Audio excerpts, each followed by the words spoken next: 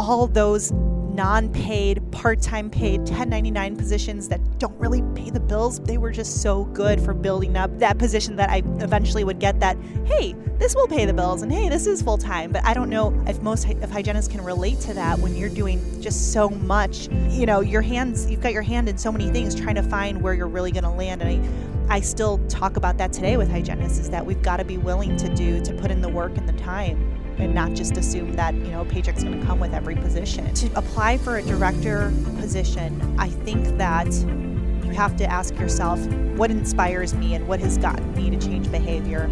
And then how can I affect a company wide? No way are these metrics a testament to the quality of care or the relationship that you have with patients, but let me tell you what they are saying.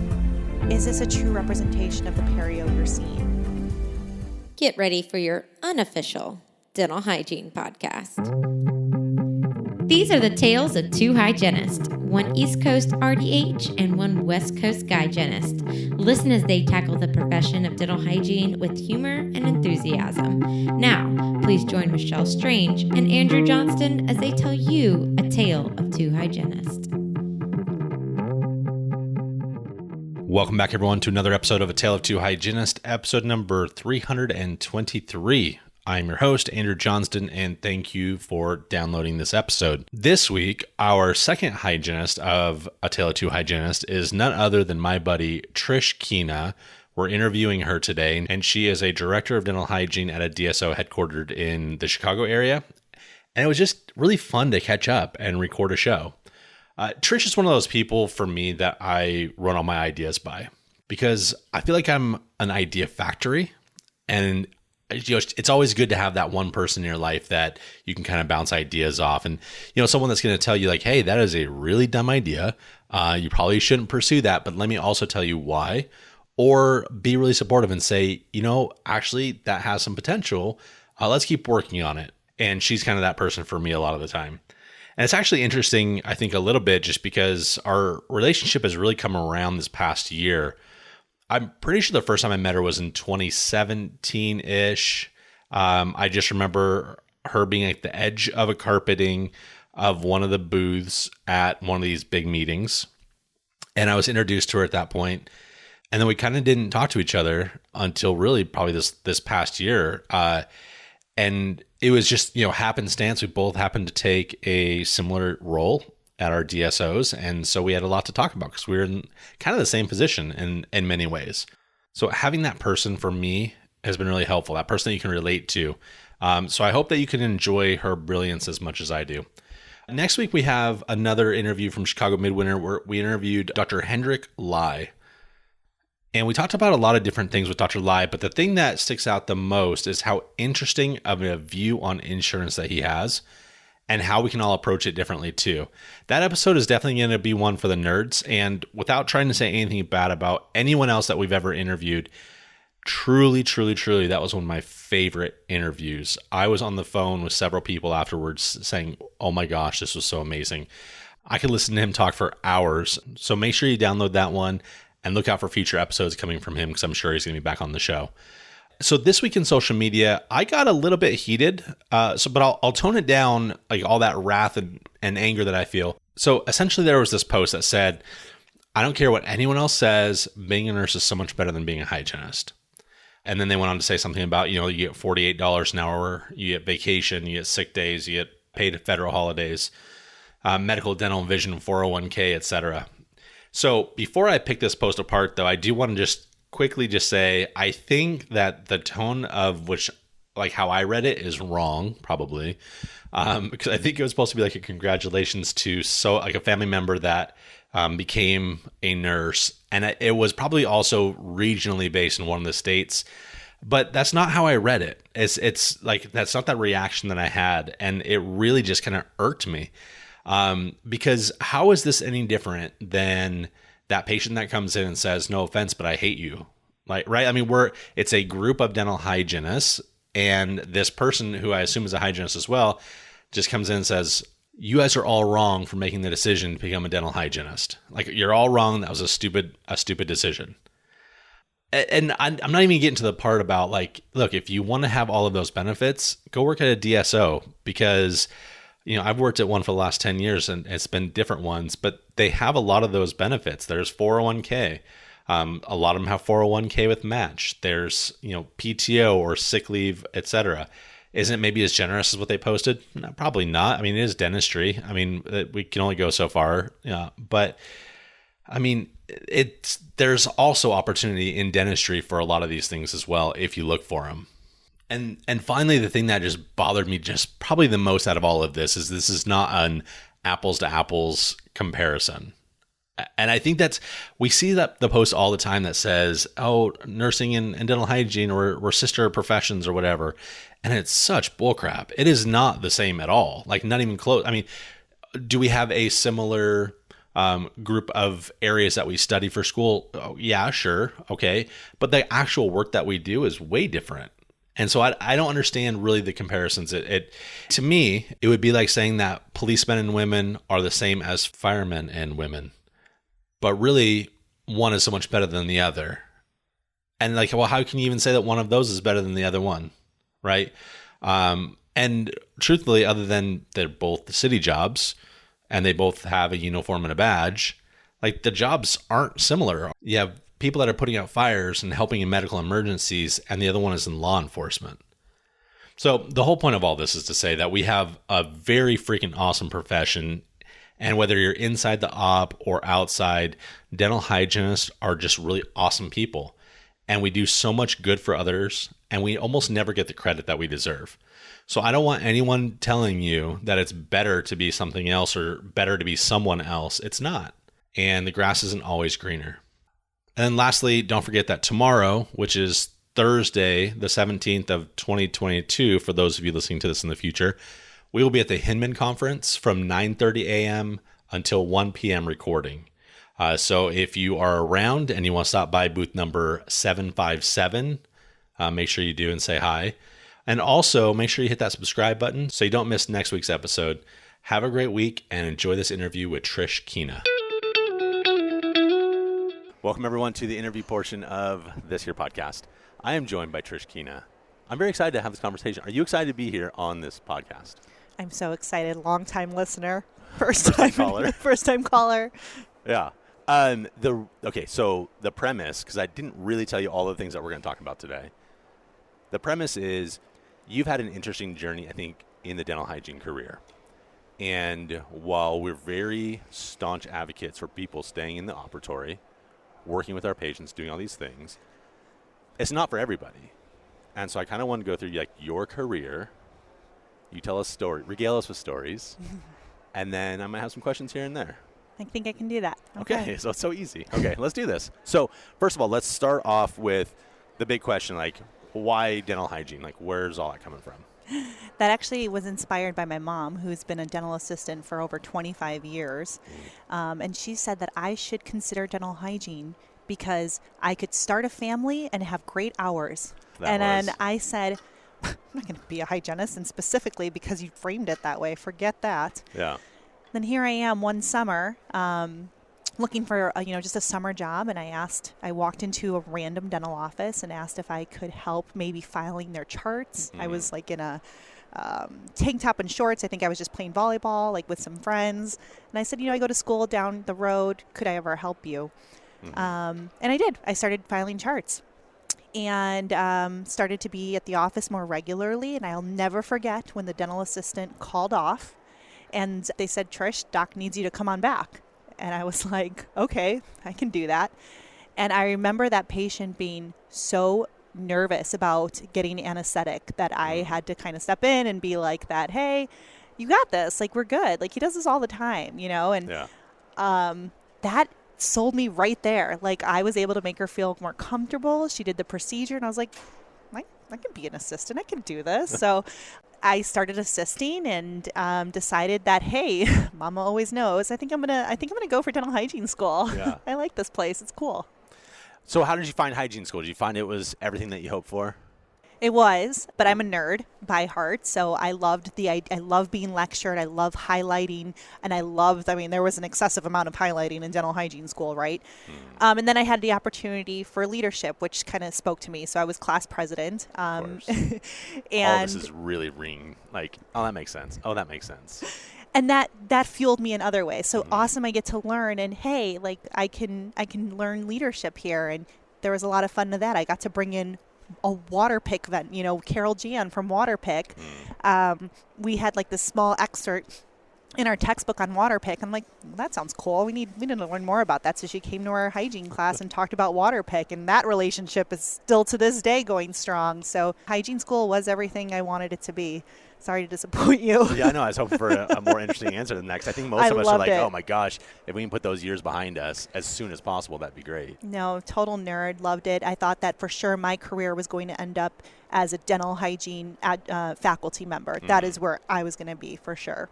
But you didn't even go down that path, like not even close, right? No, I did spend a little bit of time teaching dental assisting. I taught dental anatomy for students who were in school to become certified dental assistants. But no, not initially. I was a private practice hygienist for, even up until just last year. Yeah. And so do you want to go down that way now? I want to go wherever you want to go. Yeah, I mean, I think so. Like, what was drawing and what was keeping you in clinical? Because you had other jobs too. Yeah, I've been blessed with the best doctor in private practice. Somebody who comes in and says to the patient, whatever this young lady says to you, you need to do. Because I can't do any of this beautiful dentistry unless you listen to her. So I'm spoiled. I mean, and not always, right? I've worked for doctors that don't want me talking about gum disease, don't want me mentioning oral cancer screenings. I've been through that. But he was always my constant, and then I filled the hours other places. And so, again, it was rewarding to be in practice there. But I will say I've always had that itch for more. And so reps would come into my office, and I would make sure they know, hey, I love what you do. And how can I represent your product? And how can I teach offices? I mean, I think I always had my eyes on being a rep first.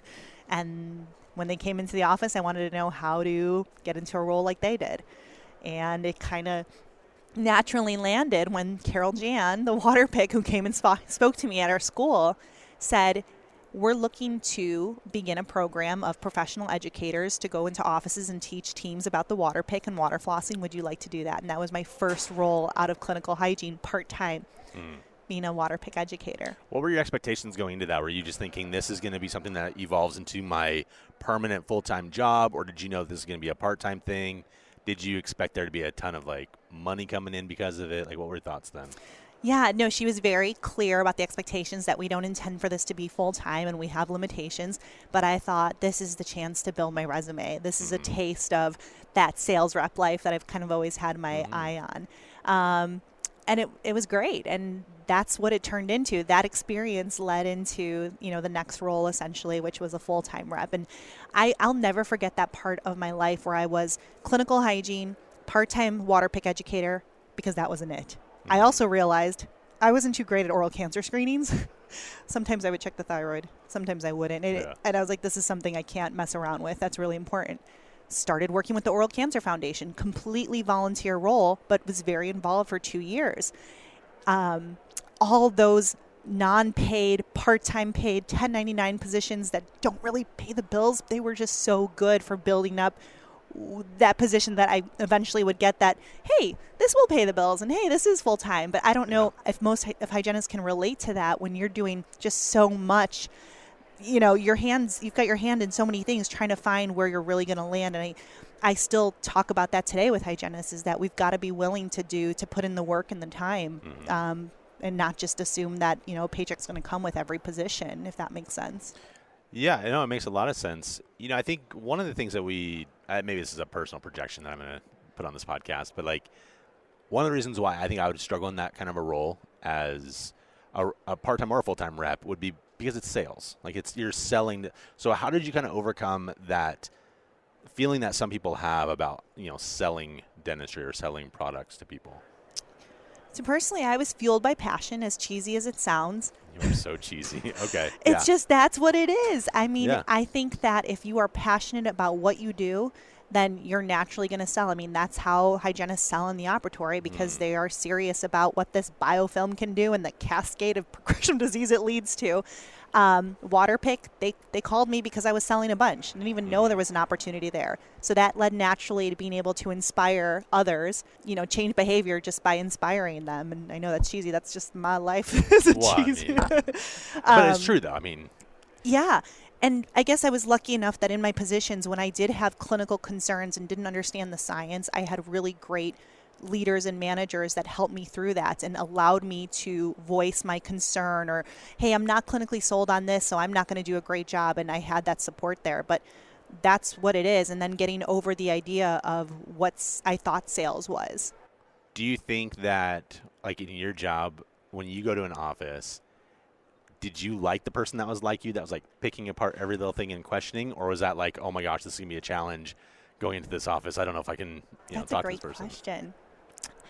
I definitely prefer the hygienist or the team member that is talking to me and, challenging me maybe for the right reasons. I've done lots of lunch and learns and meetings where no one talks and I'm staring at a dead room and there's no engagement. So I'd rather them be challenging me and really have an interest. And I find that when we do overcome those challenges and that healthy tension is, now evened out, we can make progress. But if they're not going to tell me what their real objections are, we're not going to get anywhere. I mean, that's a good point, I think, for the listeners to understand, though, is like, because we do a lot of lunch and learns with our company, and sometimes I sit in on there, and it's exactly what's crickets. Like, there's no interaction. And then later on, what will happen is they'll be like, Andrew, I just didn't really believe what they were saying. I'm like, well, why didn't you ask them? Like, why didn't you tell them that? Like, do you feel like it's confrontational to be like, I don't believe your words right now. Prove it to me. Like, is that too on the nose?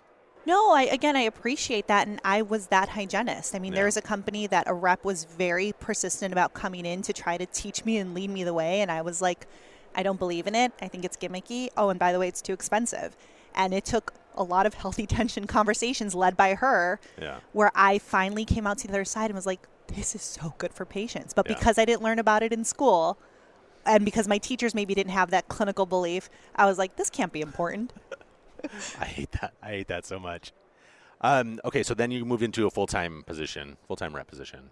Yeah. You loved it? You hated it? 2015, I started a full-time position with Pharma and loved it. Loved everything that came with it. I'll spare you the cheesiness, but it was just another way to, I guess I won't spare you the cheesiness, another way to impact patients that expanded past my operatory. Now I can see 8 offices a day, educate teams, and they can go, affect change in their schedule. Did you feel that was kind of a more challenging lunch and learn than Waterpick? Absolutely. Pharma's flagship product is Arrestin, which is a locally applied antibiotic. And I think there's a lot of controversy and questions that naturally come with a locally applied antibiotic, and not a lot of training in, hygiene school or dental school initially. And so, I think initially most of the meetings I was coming into were offices that had objections right away. Whereas Waterpick, I think that we were invited more often because maybe it's a no-brainer. Yeah. I think we should also say, just for Pharma's sake, like, we are not representing, like, you don't work there any longer. Nope. You're not representing them. We don't speak on their behalf. Because I know that they, as a pharmaceutical company, they have a lot of rules and stuff like that. So I want to put that out there in the world that, like, don't come after us. Like, we're just trying to sprad the word. We're just telling my story. We're nice people. Okay, so then you did that and you loved it.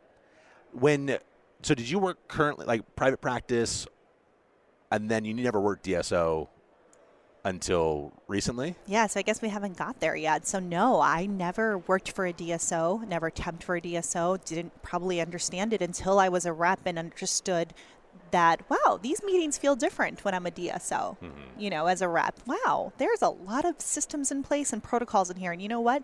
Those lunches are sometimes a lot easier because everybody knows their role and understands the infrastructure is there. Whereas a lot of times in a private practice, it's not that way, leaving it up to a lot of emotion to kind of run the office. And you don't get that in DSOs, which is nice. I think there's definitely, like, leadership, right? And I think private practice can absolutely have the leadership if either the doctor allows, maybe a lead hygienist or a lead assistant or something like that. But it's kind of rare that you would find that unless it's a giant family practice or something like that. Yeah, don't get me wrong. There are awesome private practices that we've worked with before, and I said, wow, you guys are a well-oiled machine. This is awesome. But I think the exposure to DSO, it didn't come until, I was a rep and having to partner with them. You want to go into what you're doing now?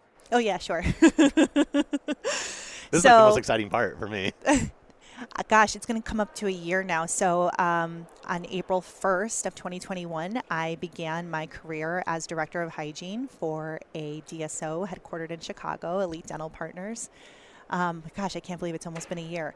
And it has been, it's exactly where I'm supposed to be. It's all my experiences, my passion around oral cancer screenings and advocating for that, and being a clinical hygienist, and then also being an advocate for products. It's all into one. I've said it a couple of times today, but for the last few years, I've been at one booth, and my little bubble is this company. Whereas now I need to talk to everybody, because everybody can impact our hygiene department, at Elite Dental Partners. And so that's really exciting to be kind of back on the floor and mingling and networking again. I feel a little rusty, but I'm getting back into it. So if someone wanted to kind of jump into a Director of Hygiene role, your path is very unique. I don't think that that's something that people could really mirror or anything like that. But what were some of the advice things that you would have them work on now? And then how many years would you be having them work on this before they even applied for this type of job? Because I feel like it's one, not for everybody. I think you really need to be prepared for this, though. Yeah. This is a big jump. So specifically Director of Hygiene. So first I want to say, for any job, I tend to ignore the prerequisites of a job. 1 to 2 years experience. You need to have your bachelor's. I say you apply for a job, let them read your resume and decide if they want to talk to you more. Yes, with Director of Hygiene. Interesting, by the way. Interesting. Are you surprised?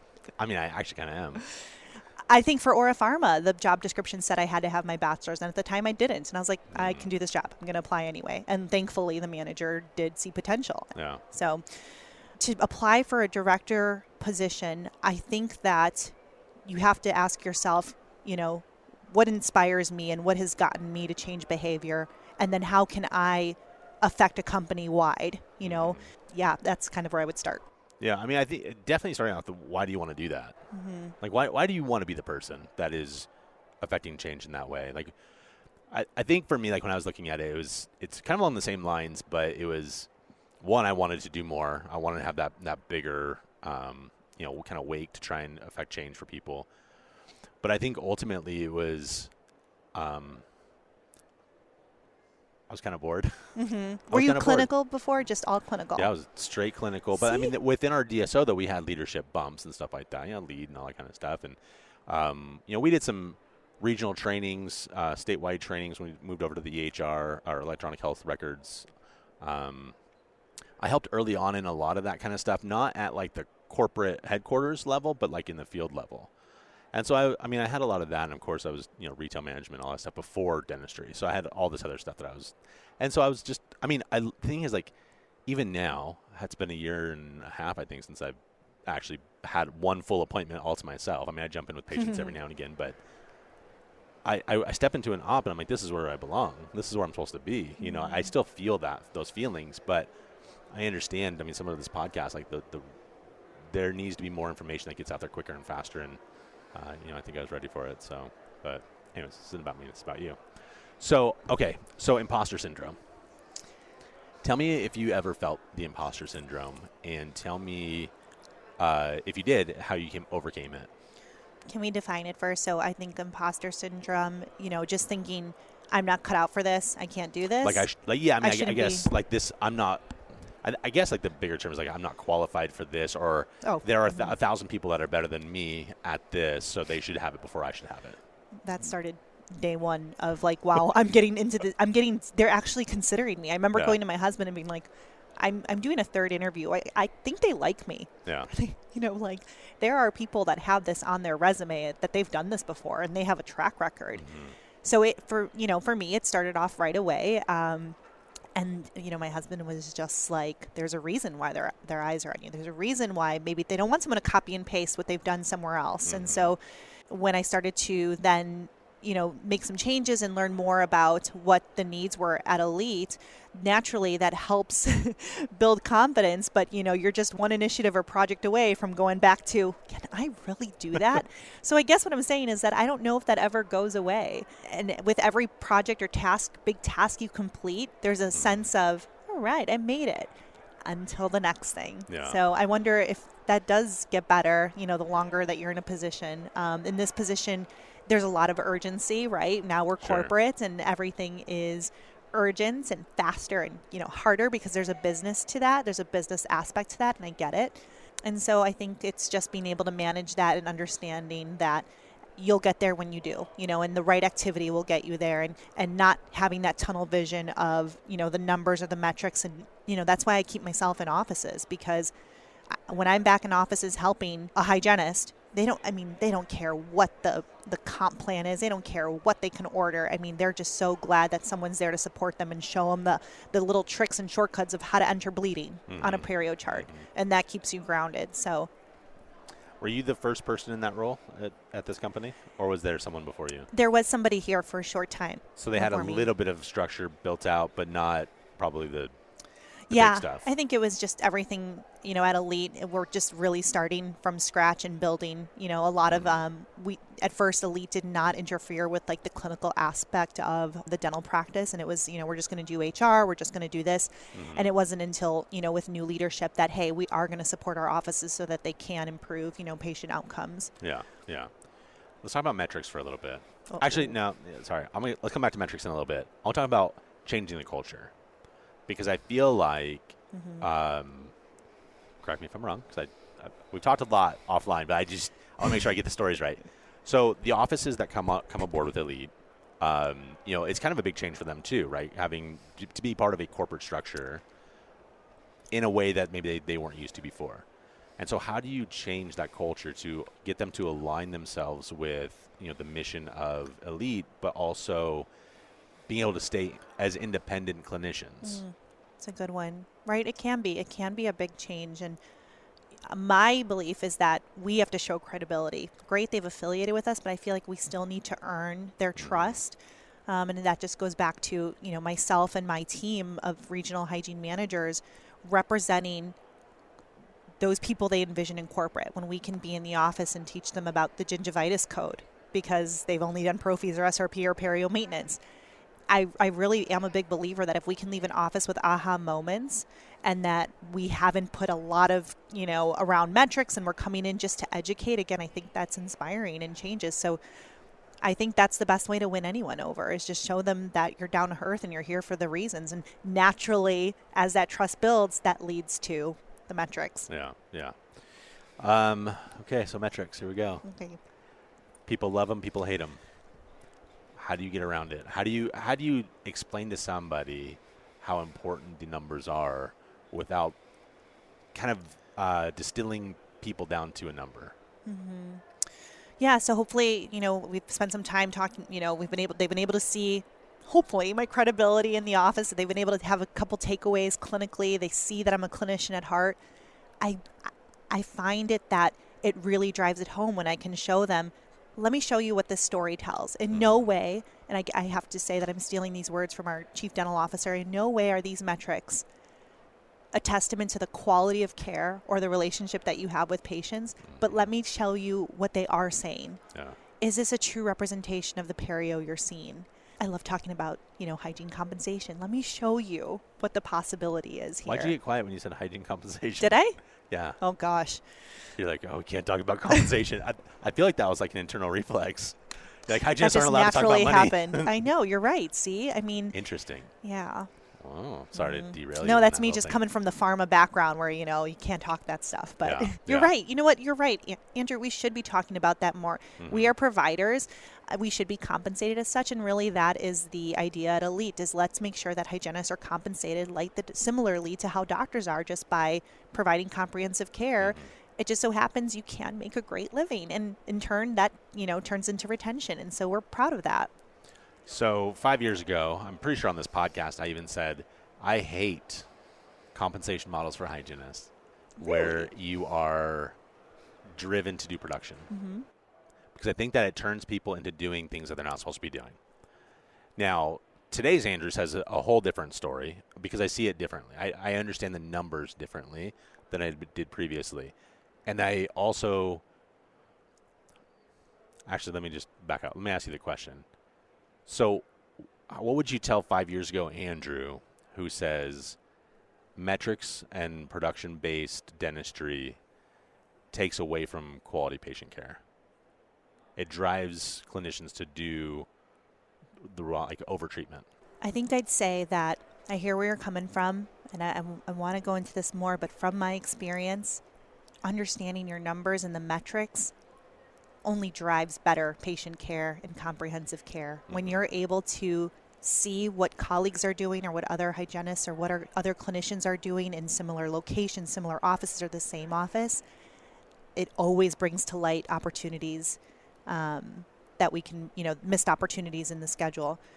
I mean, I think I was in that same track of thinking myself, before being a rep and before being, any exposure to corporate, like, oh, they're on a production model. Of course they're using a lot. But I think it just makes us self-aware, and it is a business, and we shouldn't hide behind the business of dentistry. We can still do what's right for the patient and track it and celebrate it. Yeah. I feel like now, and it's not because I have this role. I think it was even before that I started kind of changing my thought process. It was more of a, now I'm in almost like, I just think that we should get away from hourly completely. I'm so upset by what I see out there on the social medias where it's, oh yeah, well, we should get $65 an hour, and I'm like, okay, well, let's do the math on that. Like, you're not even bringing in $65 an hour at what you're doing. It really should be kind of what you were saying earlier. The production should be based on like what services we're providing for our patients, and then we should be compensated accordingly, knowing that there's still these numbers of overhead that we don't even see, we don't even think about. It's very, I get really frustrated about that whole hourly thing. It should be a course in hygiene school. It should be. They should know their business. You should start that. Just start that course. Okay. Let's talk about new things that are exciting to you. So in your role, obviously, you have the opportunity to see new products, see new thoughts. You get to implement these things or not implement these things. What are the things that you're loving right now? This is so funny. I've never thought about it until you just asked the question right now. But the beginning of my story started with water pick and oral cancer screenings. And we just had a webinar on water pick last week. And we just flew in Susan Cotton to provide our leadership team with oral cancer screenings. No adjunct, just literally the visual and tactile exam. So it's funny how it's coming full circle because, again, it's just one of the most important things we can provide as hygienists. Product-wise, I am hyped up about molecular iodine. Yes, you are. They're here today at the Midwinter Show, so you've got to go chat with them. I will. And tell them I said hello. I will chat with them. But that's something that's really exciting and new to me. I don't know if we want to get into that. Well, maybe not so much like we'll save that for another time. Yeah. But I guess the thing is, like, what are the things that you're evaluating to see whether or not that's going to be something you can roll out for your company? Like, what are the pros and the cons of any new thing? Yeah. So adaptability, right? How quickly can we get the field to understand, the clinical buy-in, and then, how can we implement this? And that's not enough. It's not just me. I have a great relationship with our director of procurement who has to field everything that I bring to his table. And after this show, he's probably like, oh man, I'm not gonna answer Trish's call for a while because there's a lot of things that excite me here, and that director of procurement helps make sure that it makes sense, as a business for both of us. All right. So one last question. Regional leadership. So, that's kind of the path that a lot of us would take to get into a director role. So let's say that someone is eyeballing that. What kind of things would you have them be looking for or working on developing so that they can be ready for that regional leadership? Like a regional, hygiene, or even clinical, because so some roles they speak to both doctors and hygienists, or maybe it's hygienists and assistants, or maybe it's whatever. Yeah, so we're building the current hygiene team right now at Elite, and so we have 2 positions that are open right now, and I'm looking for hygienists that are passionate and hungry for change and can again, present in an office in a way that is credible, but also can hold the teams accountable, is really comfortable with healthy tension, has a little bit of that sales to them where they can close for commitment. I mean, that's kind of how I run my team now, is just that splash of sales in there, because it works, right? Yeah. And we can all present, have a great lunch and learn and have a great meeting. If you don't get them to commit or verbalize like what they're going to do differently, we kind of all fall short. I think having, corporate experience is a bonus, but not necessarily mandatory. I'd be willing to talk to a hygienist who's been clinical, their entire career, but they know how to treat comprehensively, and there's no apprehension about presenting a comprehensive treatment plan. So I think it's more will than skill for sure. What? I like that. No, I like that. It's more will and skill. It also rhymes. It's fantastic. So my thought is that someone's going to listen to this. Maybe it's in 5 years. Maybe it's in 1 year. Maybe it's this week. I don't know. They're going to hear this and they're going to say, you know what? It's so interesting that this is coming up, because I'm taking a director role tomorrow and I've never done this before. And they're going to want to reach out to you for some help. I'd love that. So I'm still looking for help. Aren't we all? So how can they reach you? How can people find you? Oh, how can they find me? LinkedIn. Should I give my cell phone number? Because I am that open. If you want to. We've had a few people do that before. Go ahead. Okay. You can reach me on LinkedIn, or you can literally just send me a text and say, I just heard you in the car.